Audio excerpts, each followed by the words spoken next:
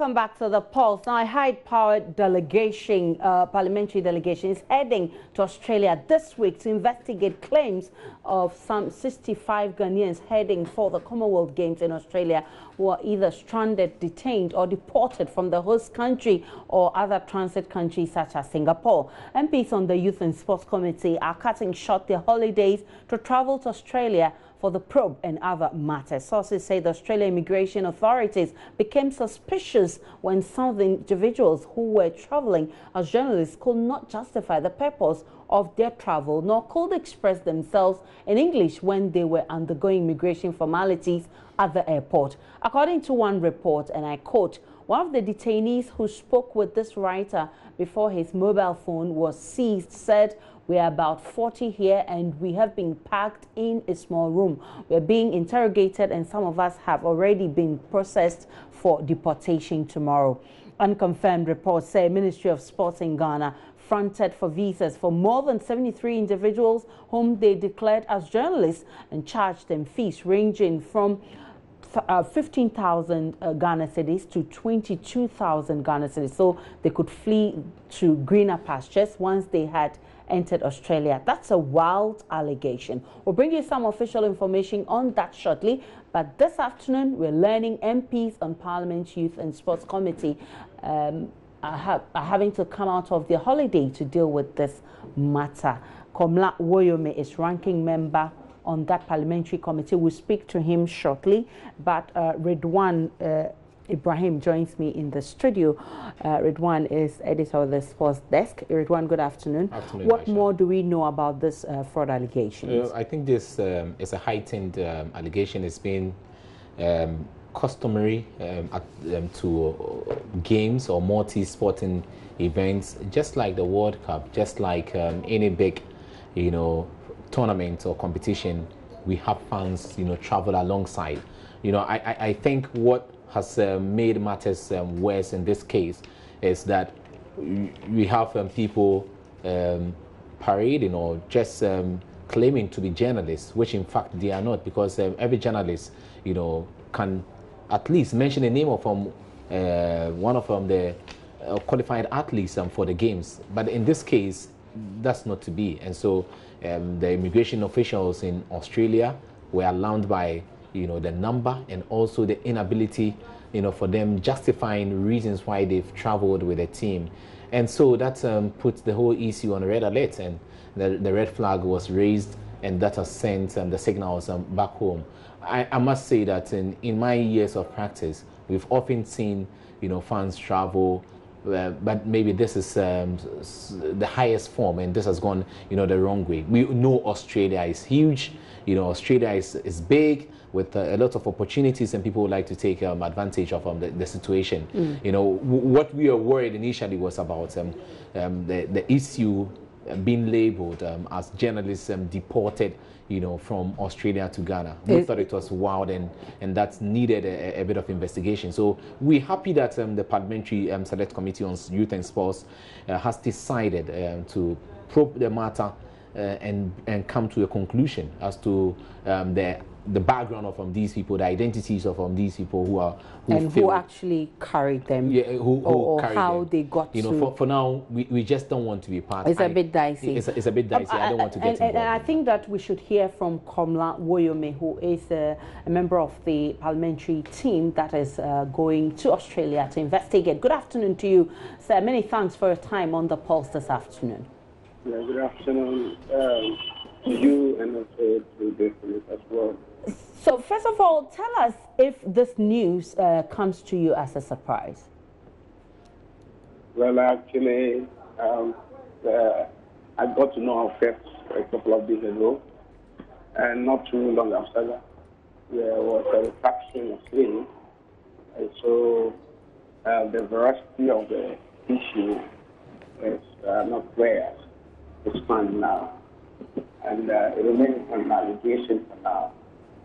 So I think let us take it apart until we have to investigate or ask the immediate question the authorities that are in charge of this process.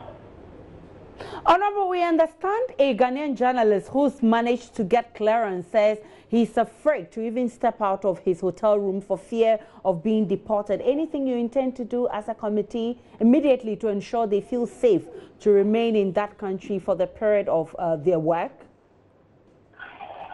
First and foremost, let me try to also get to let one understand and appreciate the work of the committee.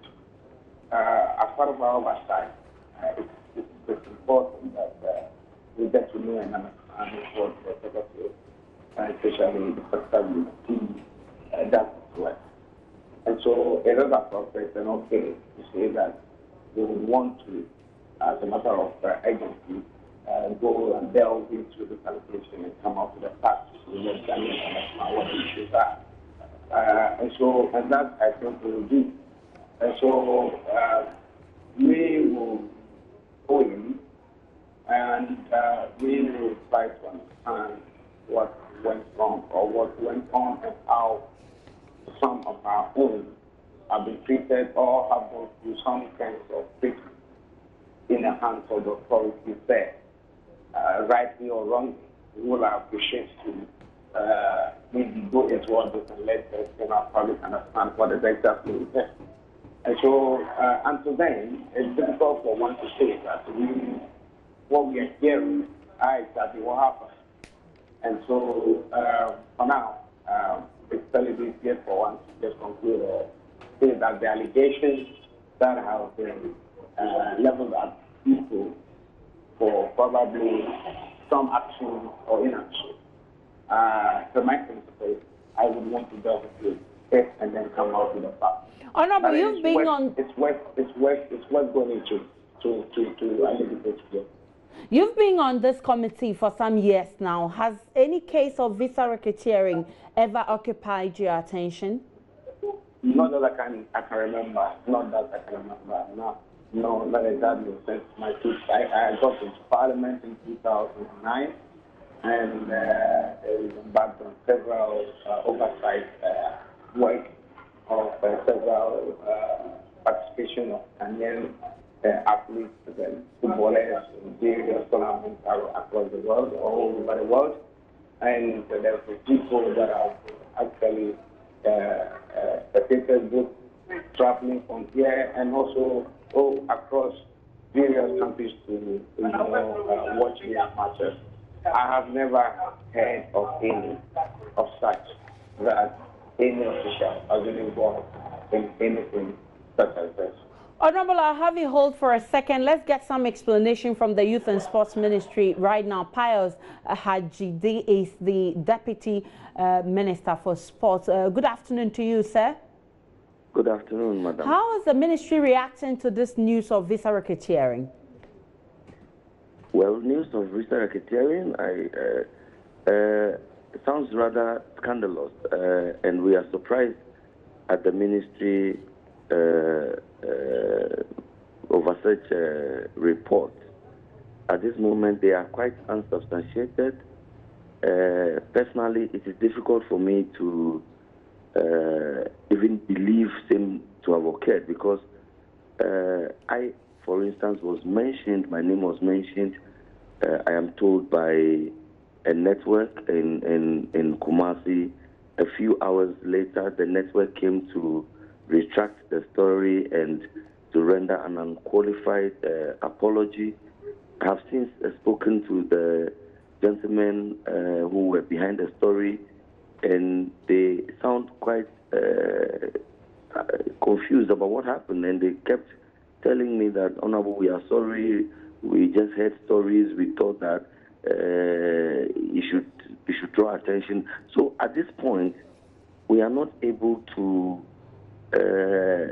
be certain that there is even visa racketeering, and that is why we have taken a serious view of the matter, and we believe that it ought to be investigated, and that if there indeed was or is any visa racketeering, whoever is involved should be properly dealt with according to law.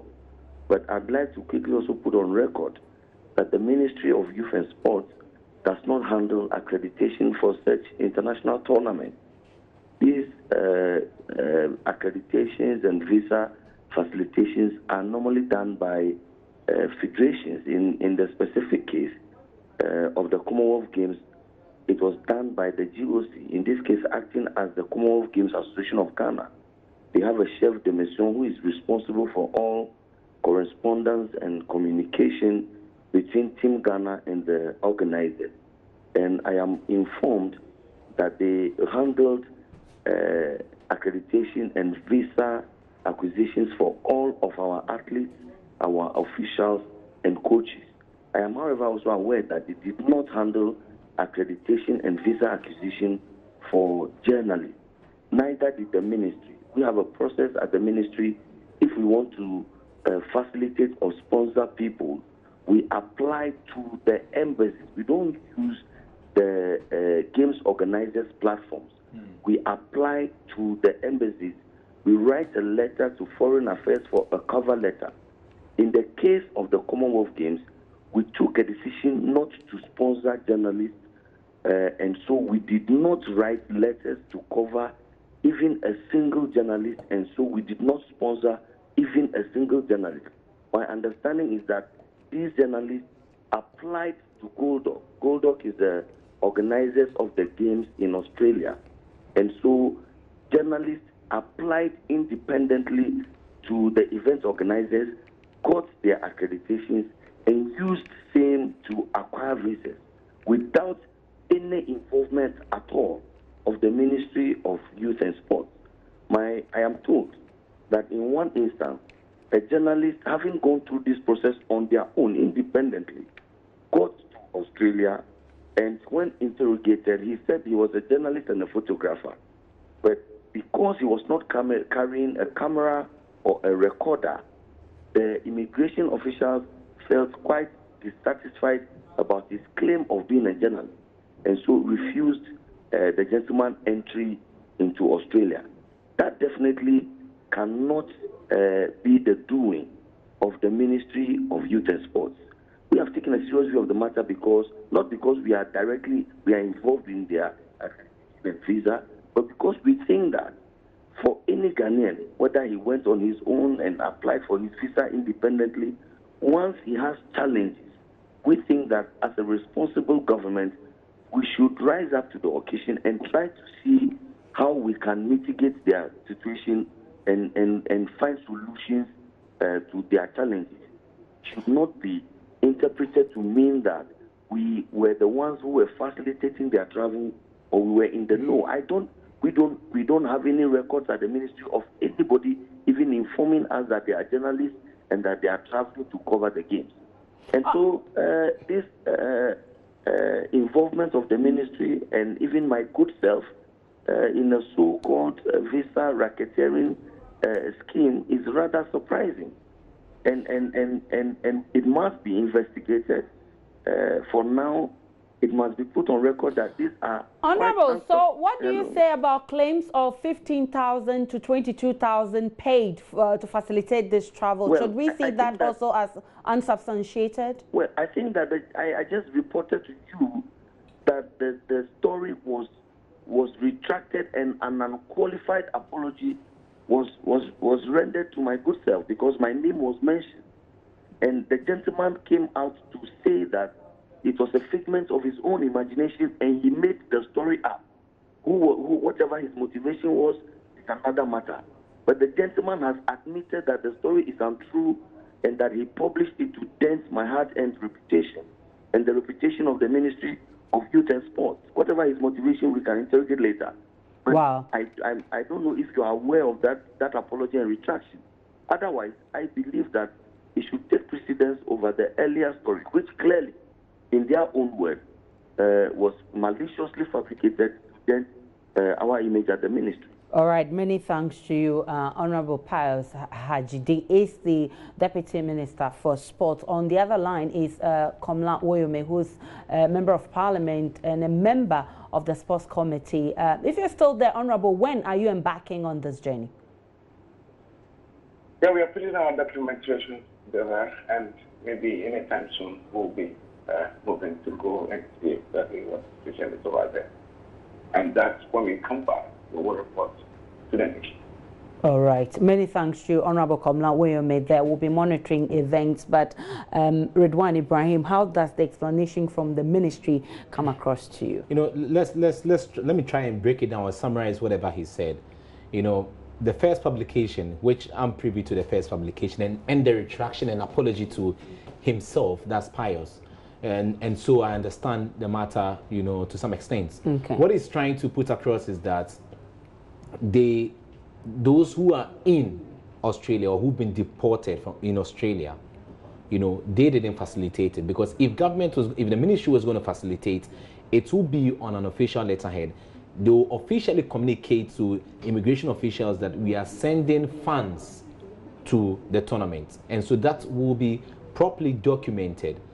What he's trying to also say is that we didn't do it, but the associations and the GOC, they facilitated the visas for athletes or anybody else traveling.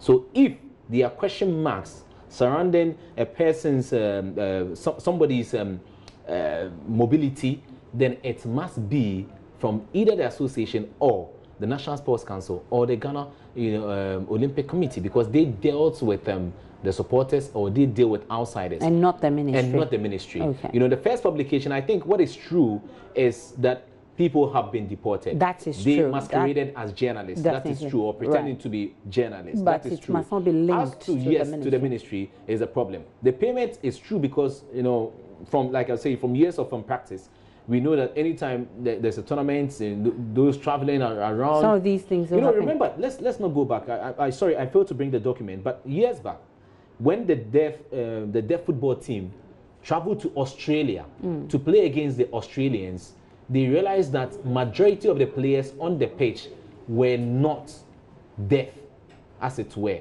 So there is a precedent. They know about it. I'll try and get the document. And so the immigration officials, you know, are a bit, you know, suspicious of what is happening, and so they decided to clamp down on some of these issues and ensure that only those who've got business in Australia will go into Australia. If you want to travel, you know, go through the correct process, the right procedure, and then come into the country. That's quite interesting. I think we'll be following, and your team would follow up and give us an update on what exactly the truth is. This is the Pulse.